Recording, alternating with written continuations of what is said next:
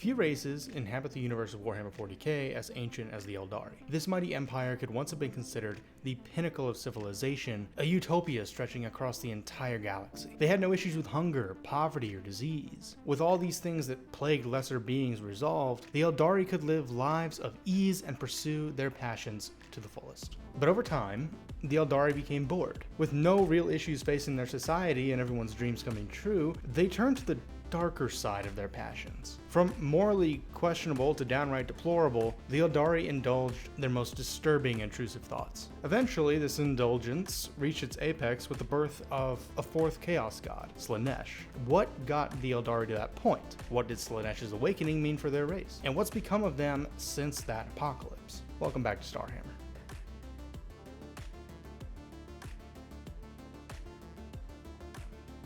So what's the main idea? Well, recall that the Aeldari once maintained a perfect society. Machines performed all the menial and difficult tasks that were needed to keep civilization running. This allowed the Aeldari all the time in the world to pursue their own desires. Now, an important thing to note is how the Aeldari function on a physical and spiritual level. Each Aeldari is a very potent psyker, whose senses are much more heightened than that of humans or other races. Consequently, their souls burn brighter in the warp due to their intense psychic energies, and they experience the world around them in a much more amplified manner than you or I would. This allowed them to experience the utmost of highs and the lowest of lows, causing the Aeldari to go to greater and greater extents to chase their next rush. As time went on, the Aeldari utopia caved in on itself. The once proud race became nothing but twisted savages concerned only with hunting their next throw. Though most of the Aeldari just wanted in on the party, a few saw this extreme depravity as disgusting. They fled to the outermost edges of Aeldari space aboard enormous craft worlds. And now this would prove to be invaluable in saving their race, as eventually all the intense pain and pleasures that everyone else was experiencing would prove to be their permanent doom. Because of their potent psychic energies, the warp had much more powerful and intense energies to feed on. Millennia passed, and eventually this glob of energy grew into an actual being. This being was made up of the most extremes of the Aeldari race, and one day it exploded into consciousness, literally. Slaanesh screamed out across the void as they entered the universe for the first time, ripping open a massive tear in space-time now known as the Eye of Terror. As the new god of chaos took their first proverbial breaths, millions upon millions of Aeldari were victims of an agonizing death as their souls were literally ripped from their being to feed Slaanesh. Even other races and their psykers fell dead at the Chaos God's hand. In an instant, what was left of the Aeldari Empire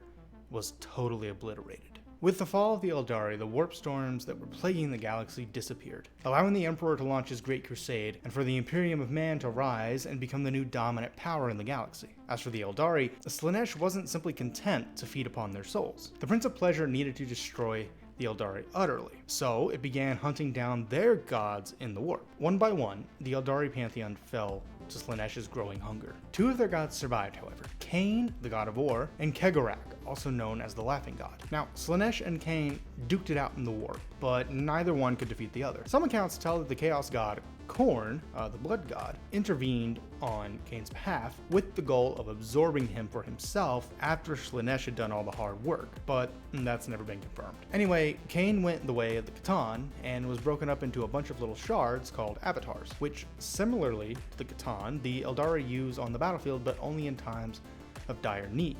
Kegorak ended up hiding himself in the Webway, an alternate dimension outside the reach of Slaanesh and any other warp entities. He emerges occasionally to fuck with Slaanesh and save some Harlequin souls from being consumed, but he's not able to do much against She Who Thirsts by himself. The Aeldari were directly responsible for the creation of Slaanesh, and as such, their souls are tied to the Chaos God as well. When one of them dies, their soul is usually immediately consumed by Slaanesh, regardless of which surviving Aeldari faction the individual was part of. What remains of this once proud empire is nothing more than small pockets focused almost entirely on their own survival, often at the expense of other races, as can be seen with the hyper-sadistic Drukhari, but some hope might remain for this dying race. The growth of a new god has been observed by the craft world Aeldari, now known as the Asuryani. This new Aeldari god, Iniad, god of the dead, is still in the early stages of formation, and it could take thousands of years before it can even be remotely ready to emerge and take on Slaanesh. But the Aeldari remain hopeful that one day they'll be free from the curse of Slaanesh and their souls will be free once again. And that's that. Nice little bite-sized lore slice for you. The Aeldari have some pretty cool lore, and have begun to play a greater role in the Indomitus era of 40k, especially when it comes to the resurrection of the Ultramarines Primarch Roboute Guilliman, which was the result of a kind of a low-key team-up between the Imperium and the Yasuyani. I might make a video on that here soon. Anyway, let me know what you think in the comments, drop a like if you liked it, and subscribe if you really liked it. I'll see you on the next one. Toodles.